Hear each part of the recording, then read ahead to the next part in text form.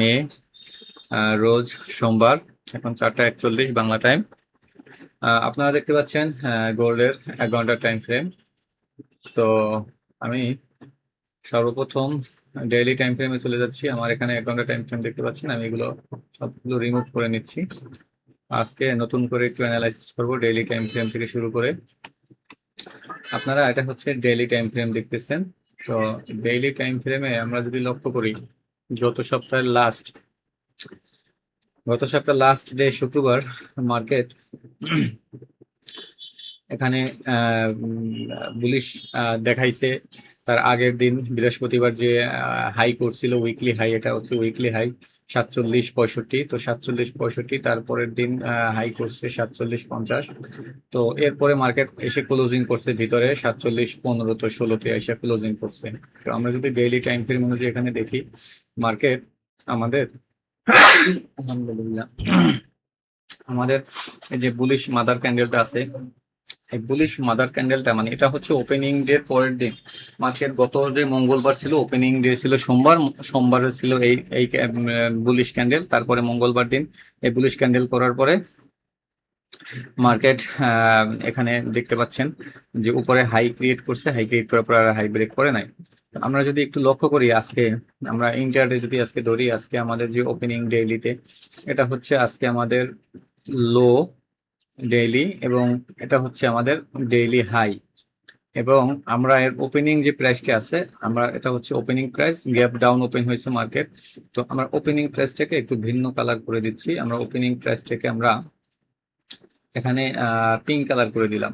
Opening প্রাইসটা আমাদের pink কালারে থাকলে এটা হচ্ছে ডেইলি ও হাই, লো এবং ওপেনিং প্রাইস, যেহেতু মার্কেট এখনো ক্লোজিং হয় নাই। তো আর আমরা যদি লক্ষ্য করি নিচে আমাদের যে সাপোর্ট লেভেল, যদি ডেইলি বেসিস ডেইলি টাইম অনুযায়ী আমাদের এটা হচ্ছে ডেইলি একটা সাপোর্ট লেভেল, এটাকে আমি অন্য কালার করে রাখছি। এটা হচ্ছে ডেইলি সাপোর্ট লেভেল। এবং যদি আমি প্রিভিয়াস ডেইলির যদি উইক আমি এখানে ধরি, তো সেই প্রিভিয়াস ডেইলির উইক আমি যদি এখানে ধরি, তাহলে আমাদের আরেকটা লেভেল এখানে বের হয়। সেটা হচ্ছে আমাদের এই যে হাই, এই লেভেল, এই দুইটা লেভেল আছে আমাদের ডেইলিতে। যে মার্কেট এইসব লেভেলে আসলে এটা buying zone, demand zone, order block. তো এখানে আসলে মার্কেট এখান থেকে কিছুটা রেসপেক্ট এখান থেকে করবে। আমাদের এক্সপেকটেশন যে মার্কেট যদি এইসব এই লেভেল অথবা এই লেভেলে যদি আসে, এখান থেকে মার্কেট সাইডওয়েজ ক্রিয়েট করার পরে হলেও মার্কেট উপরের দিকে রেসপেক্ট করতে পারে, এটা আমাদের এক্সপেকটেশন। যাই হোক, আমি ডেইলিতে হাই লো নিলাম এবং ডেইলি আমরা প্রিভিয়াস ডেইলির একটা লো নিলাম। আমরা 4 ঘন্টার টাইম ফ্রেমে যদি যাই, 4 ঘন্টার টাইম ফ্রেমে আপনারা একই চার্টে আপনারা এখানে দেখতে পাবেন যে মার্কেট 4 ঘন্টার টাইম ফ্রেম অনুযায়ী এখানে যদি আপনাদের একটু দেখাই, আমাদের এই যে লোটা ছিল, স্পেসিফিক যে লোটা ছিল 80-র যে লেভেলের, 46-80-র একটা যে লেভেল ছিল, গত সপ্তাহে আমাদের এক্সপেকটেশন ছিল যে এখানে মার্কেট আসবে। তো ক্লোজিং এর সময় মার্কেট আর এখানে আসে নাই, না আসার কারণে মার্কেট এই যে লেভেলটাতে ক্লোজিং করছে। তো আজকে মার্কেট এখান থেকে প্রায় 200 পিপস 200 পিপস প্লাস এখানে মার্কেট গ্যাপ ডাউন ওপেন হয়েছে। এবং গ্যাপ ডাউন ওপেন হওয়ার পরে মার্কেট এখান থেকে প্রথমে নিচে আসছে, তারপর এখান থেকে আবার অ্যাগেন উপরে টেস্ট করতে গেছে। উপরে যে গ্যাপ টেস্ট করতে দিয়া, তো সেখান থেকে মার্কেট টেস্ট করছে উপরে 47.4, 47.5 প্রাইস টেস্ট করার পরে আমরা যদি দেখি, তো মার্কেট সেখান থেকে এগেইন মার্কেট ফলিং, এবং নতুন আজকে ইন্টারডে লো 46.48 আজকে লো ক্রিয়েট করছে। এবং আজকে লোর উপরে মার্কেট এখানে এখন সাইডওয়েজ করতেছে।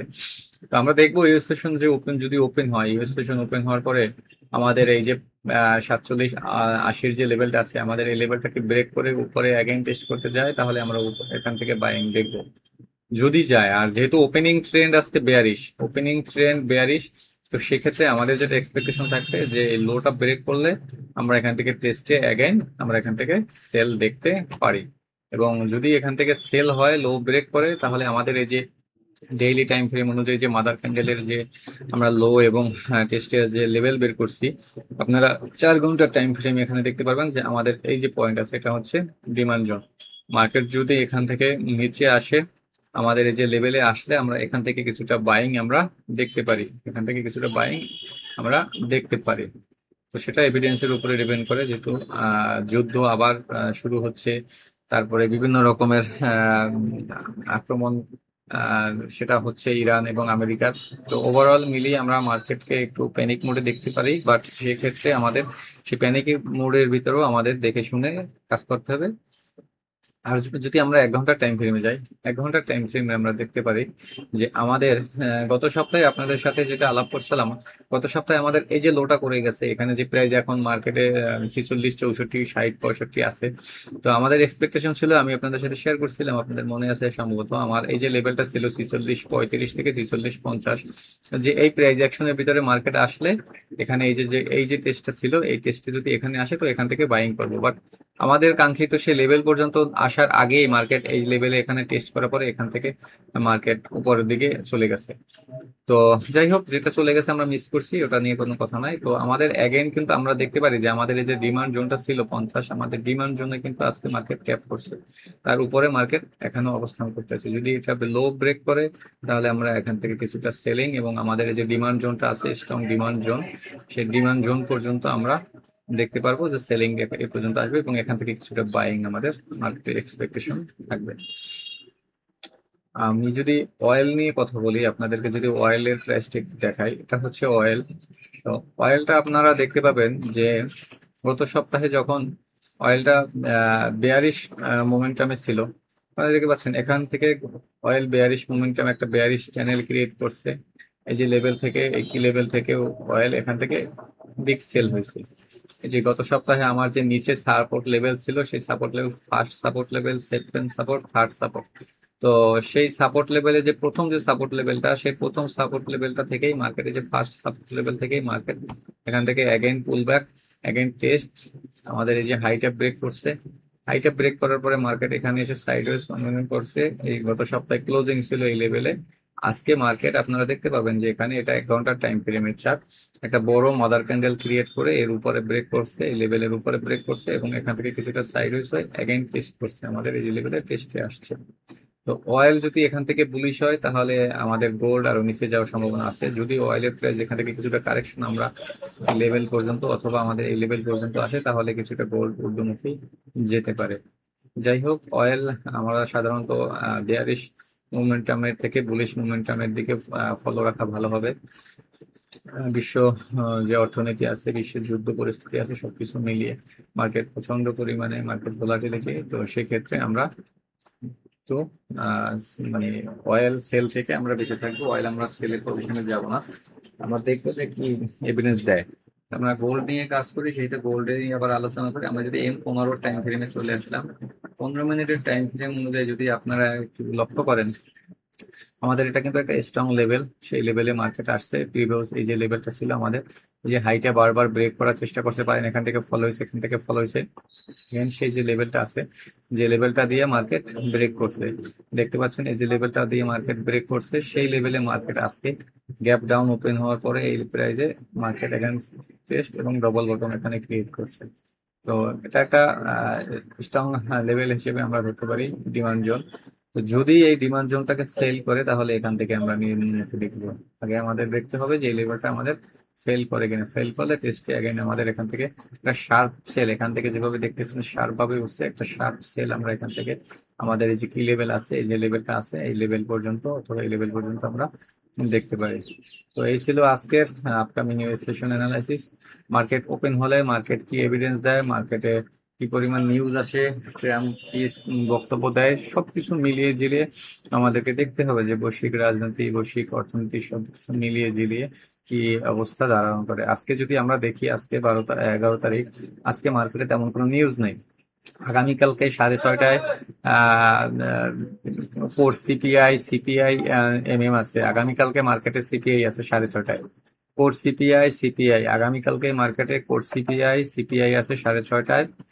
তারপরে এখানে ফেড চেয়ার নমিনেশন ভোট, এটা পাস, এখানে আমরা দেখতে পাচ্ছি ফোকাস পাস। তো তারপরে যদি 13 তারিখে দেখি, 13 তারিখে কোর পিপিআই আছে, MM আছে।